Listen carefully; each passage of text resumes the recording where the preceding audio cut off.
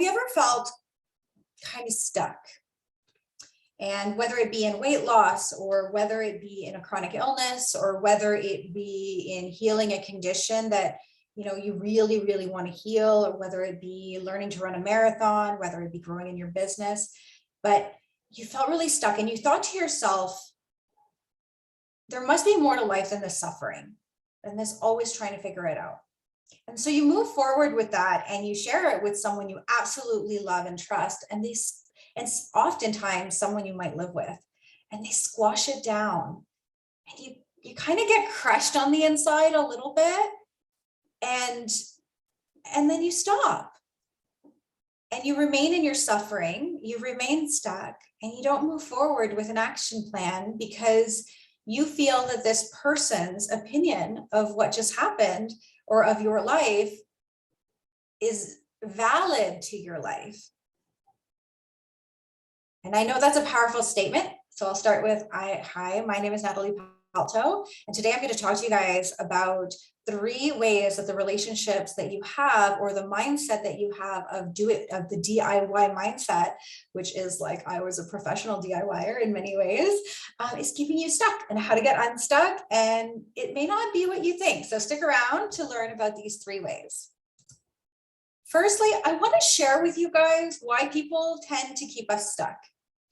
It's not because they want us to stay stuck. So I know that sounds a little bit off and strange, but it's the truth. Your family members and close friends, they want you to succeed. They really do. And the reason that they keep us stuck, though, is because sometimes your success will impact their growth in a way that will force them to grow. And to be truthful, we love as humans to stay stuck. It's kind of like this box we place ourselves in, or we've been conditioned to place ourselves in.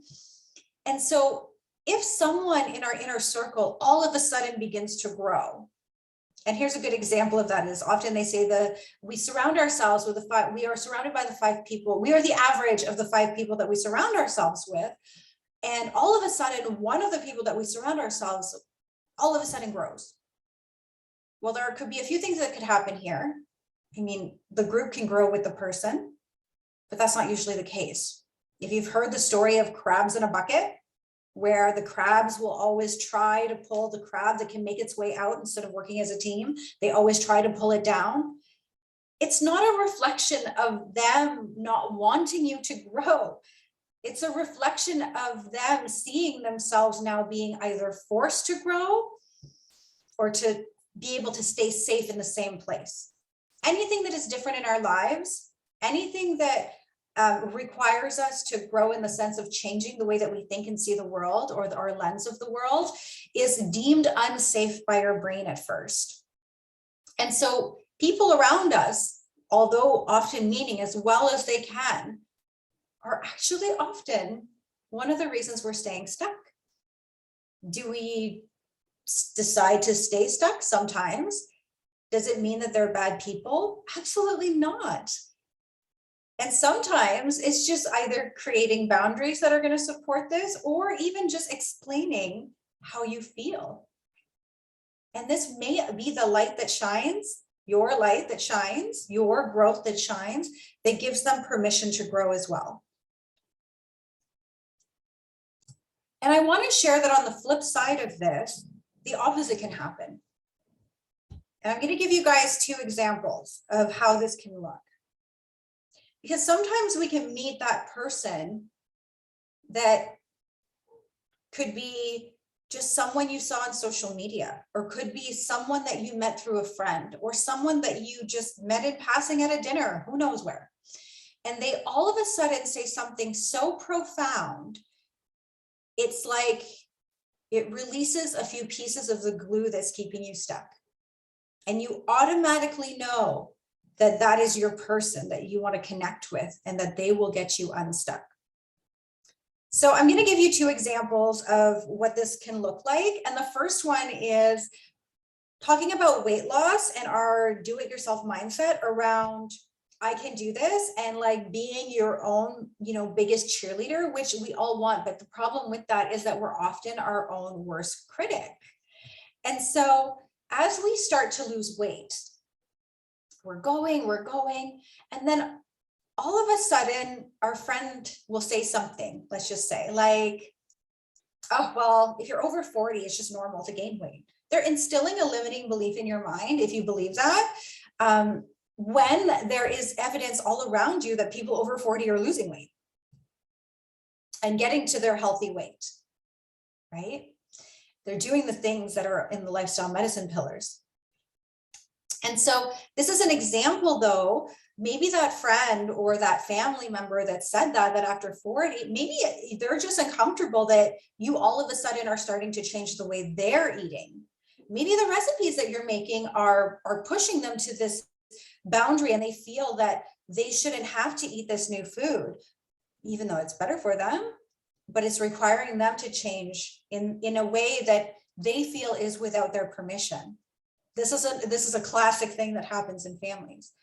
And this is also overcoming picky eating. This is another one. Actually, if you want to learn a lot about picky eating, especially in family members and adults, there's going to be a video linked below. You absolutely want to grab it. It's a picky eating masterclass for adults and children, because it's often the bridge for when we talk about health. But this is not what this video is about, but I wanted to share that it's there. But it's a way for you to see this example on how we can get stuck. The second way is all of a sudden you are deep into, you have walked into your doctor's office and you just got diagnosed with high blood pressure. We'll just start with that one because our last week's video is all about high blood pressure. If you didn't see it, it's probably going to be linked into the next, at the end of this video. But it was all about high blood pressure and walking into that doctor's office and all of a sudden feeling like for the first time in your life, you were completely disempowered and you really don't want to take a medication, right? Like we've all been to the doctor's office and walked out of there a little bit frustrated because we don't want that medication. We want to feel better so bad, but we don't know how. And often physicians, because of their time constraints, will give us the what to do. They're like, okay, this is standardized, right? Like, especially if it's a lifestyle illness, don't eat salt, go for walks, X, Y, and Z. And then what happens though is the how. And we get stuck on the how to do it. And so we take the medication because it gets so confusing online. It gets so confusing, we don't know. But then, this is the next example. We meet that person who did it. We meet them either on social media, we meet them in person with a group of friends who was just randomly talking about it. And all of a sudden, we know that our DIY stops there and we will connect and build relationships with this person. So those are the two examples to show you how relationships can keep you stuck. But there's also on the flip side, how relationships can promote growth. So in the next couple of seconds, I'm going to talk about the 3 things though in our mindset that tend to keep us stuck. So one of the number one things, or the number one thing I'll talk about, is the DIY mindset keeps us stuck because we are limited in how much we can learn with one brain. So let's just start there. Let's just be honest. Let's talk about the actual physicality of it is that one brain is only going to learn so much. 2 brains will learn more. And so having our 2 heads together allows for more collaborations, for bigger dreaming. And so this is a powerful tool to understand when we think about letting go of the DIY mindset, which is the do-it-yourself, like I can do this, I can do it alone. But it's not needed. It's actually so much better to have 2 heads in the game, 3 heads in the game, 4 heads in the game that are all there for a common goal. It's really important. And the number 2 thing that the DIY mindset really does and holds us stuck is actually it keeps us in our limiting beliefs. Because for us to think outside of our own box is so much harder. I'll promise you this. I work with lately I've been working a lot with picky eating with kids, and I have often parents crying and almost torturing themselves through the process and feeling so stuck.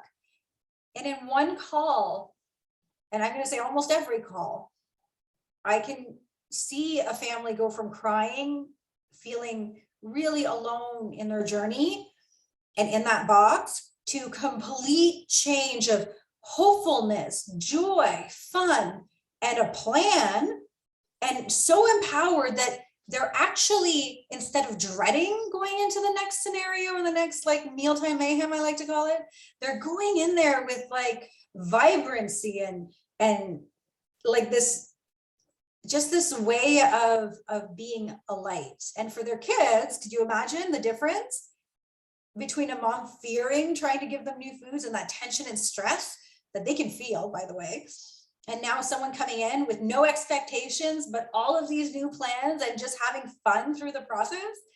This outside perspective that someone can give you, that I give parents in this way, because I have a very strategic mindset, is helpful. And I do the same for my own business and for my own health.